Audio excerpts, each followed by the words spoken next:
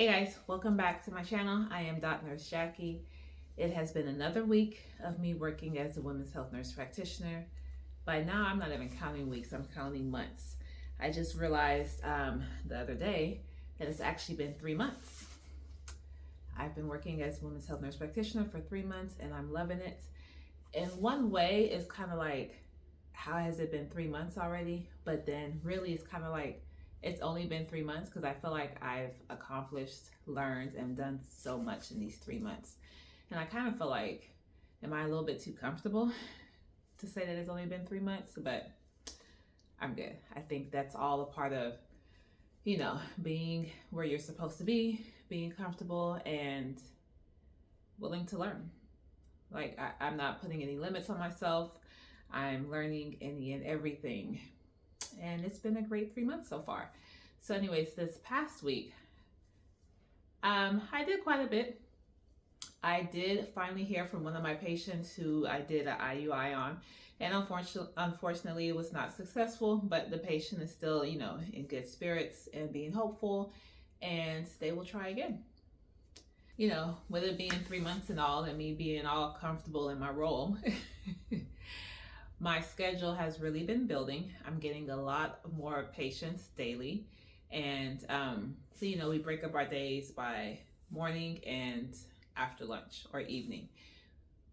It seems that lately my evening schedule has been really busy. So one day this past week, I had a lot of patients in the evening.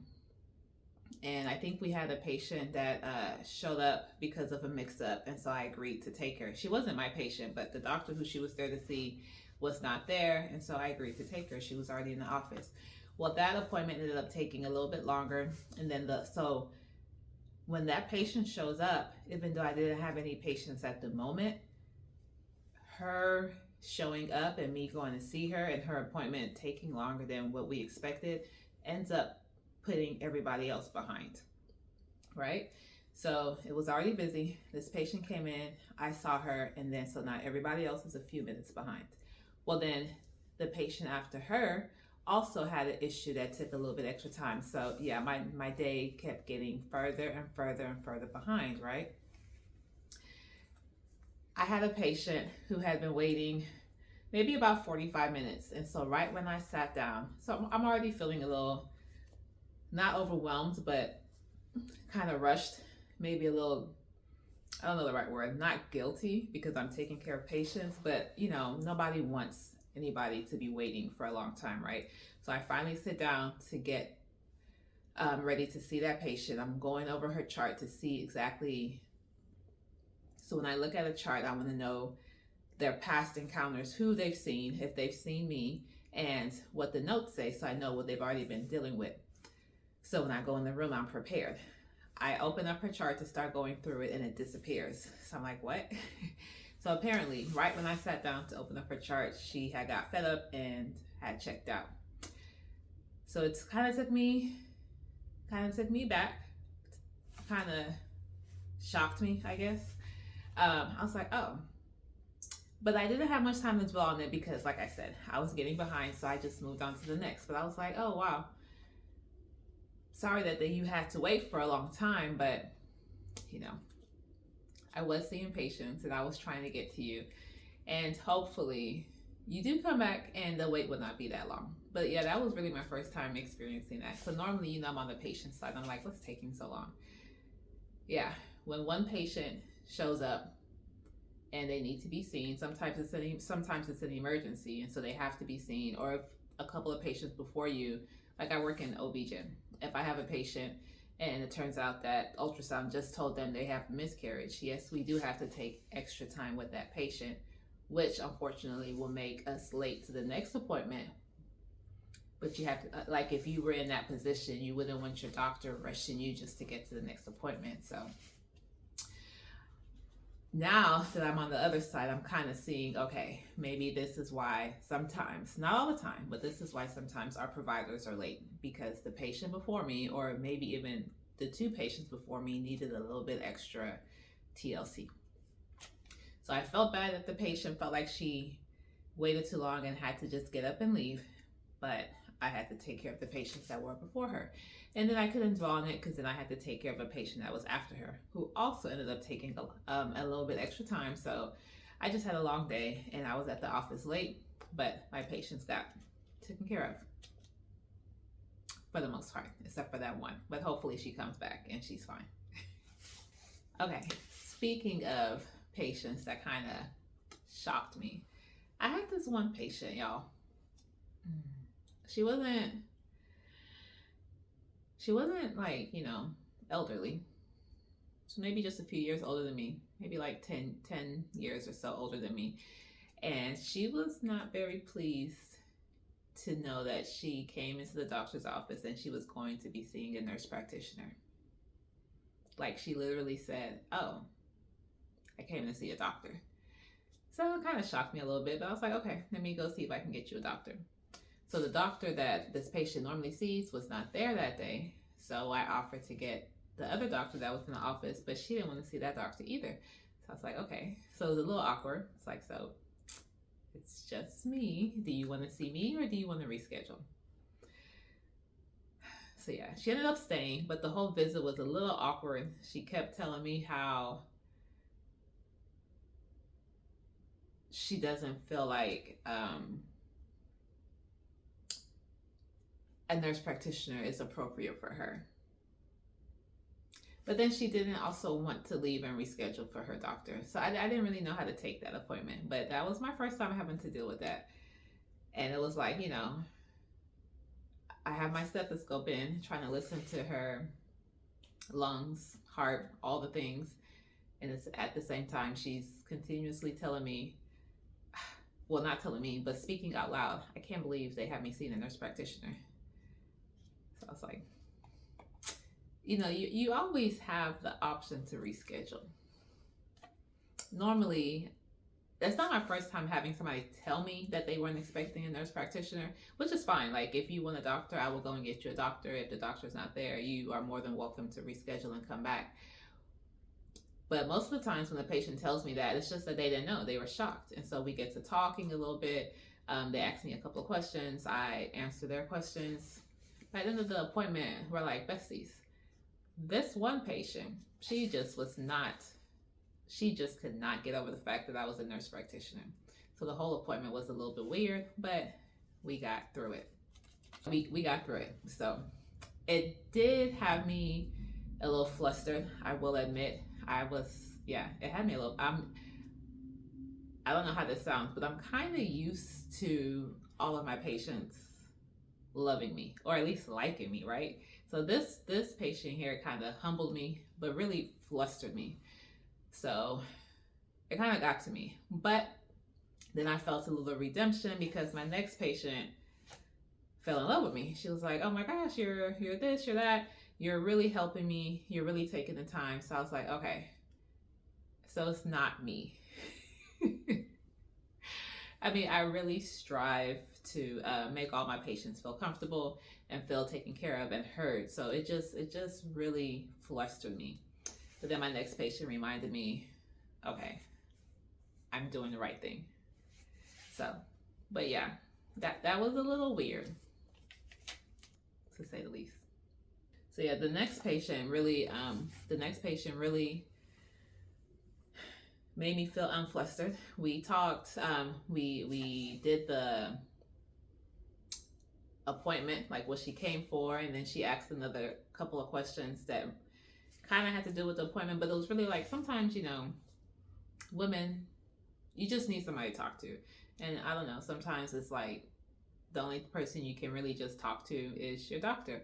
And maybe it's because we're healthcare professionals, or maybe it's because we don't know you well enough for you to think that we're going to judge you, which I don't judge you anyways, but it's just something about talking to your doctor when you're able to like be vulnerable, let your guard down. And that was what this particular patient needed. Like, I kind of felt like it was a little mini therapy session, but it was cool. It took the extra time. I think she was my last patient for the day. And so that was, the patient before her kind of flustered me, but then with my last patient of the day, her appointment went great. We had a little therapy session, and I was like, okay, I ended the day on a good note.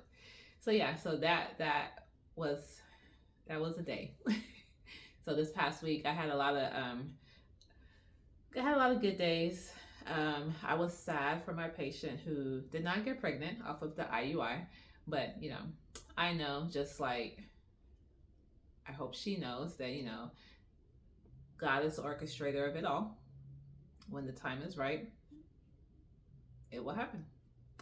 I always try and be optimistic with my patients. I give them, I've always been more of I'm a realist, but an optimistic realist, if that makes any sense. So I know the facts. So when it comes to my life, I know the facts, but I know my God. So, numbers say one thing. Just like I'll have a patient who they might have seen another provider and they're like, oh, well, these numbers aren't in your favor. Numbers are one thing, right? God is a whole nother thing. So, I don't know how else to say it. I can see the numbers, I can see the facts, but unless there's a definite yes or no, we're going to keep going day by day. Like, everything's okay, because things change just like that. Things can go from bad to good. Things can go from not pregnant to positive pregnancy tests. Things can go from right. I know the numbers. I am a healthcare professional. I look at numbers. I'm a very logical person, but at the same time, I am an optimist, and I have faith. So, kind of feel like that might not be everybody's cup of tea. Some people are very black or white. I'm not. I'm a little colorful with the facts, at the back of my head. I'm like, yeah, this is a possibility, but also this is a possibility too. So I always keep my eyes open, hopeful, and I encourage my patients to do the same. Like, we can do all the things that we think we need to do, but ultimately it's not in our hands. And that's just life. And that's how I live my life, and that's how I talk to my patients. So the patient who did not have a successful IUI, her spirits were still great. They're going to enjoy the holidays, and then we will try again. I do have another patient who did an IUI. I haven't heard back from her yet, but I'm always praying for good outcomes for all of my patients, whether they do IUI or not. If a patient wants to become pregnant, I am praying that they become pregnant. All in God's timing, all in God's will. So with that being said, my days are getting busier. Sometimes they're getting longer. We had a couple of call-ins this past week. One of our providers had COVID, so they were out the whole week. Another provider had, I think, just some family stuff going on, so they were out a couple of days. So that meant that we had to divide 2 providers' patients between everybody else, and not everybody works every day. So I had some long days last week, but it was good. We got through them, getting ready for another week, and yeah. Y'all let me know what information it is that you want to know, what you want to know about the whole transitioning process, what you want to know just about being or working as a women's health nurse practitioner. If there's any particular procedures or patient types or cases that you want to hear about, let me know in the comments, and I will do more videos on that. I think I'll start doing videos on more specific things. And then I might just do these updates more spaced out, because it's kind of becoming repetitive to a certain degree. I say that. They're repetitive to a certain degree, but I'm still learning new things. Like one of my doctors just asked me today, actually, if I want to start doing endometrial biopsies. That would be cool to do. So I say, yeah, let's get trained in that. So I'm still learning new things, but like the repetitive stuff, the day-to-day stuff, I feel like I've kind of told you guys all about that. If I get any new procedures that I'm doing or anything else exciting that I'm doing, I will definitely make videos on that. If there's anything specific you want to hear about, let me know in the comments and I'll make a video on that. But then otherwise, I think I might start maybe doing these videos these updates monthly or maybe twice a month. Let me know in the comments what you think. And I'll check in with y'all next week. Stay blessed. Have a great weekend. Have a great week. And I'll see y'all later.